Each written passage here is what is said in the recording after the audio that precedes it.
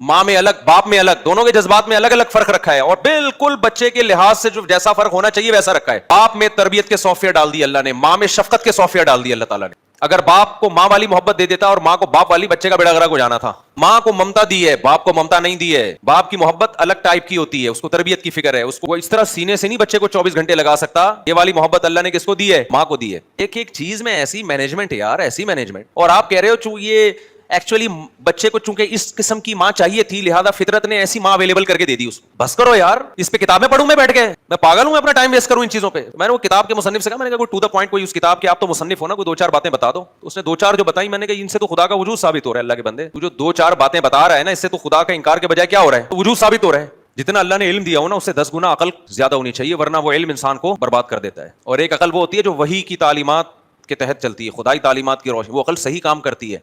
जो खुदा का बागी बना दे ना अकल, वो आपको अंधेरों में लेके जाती है।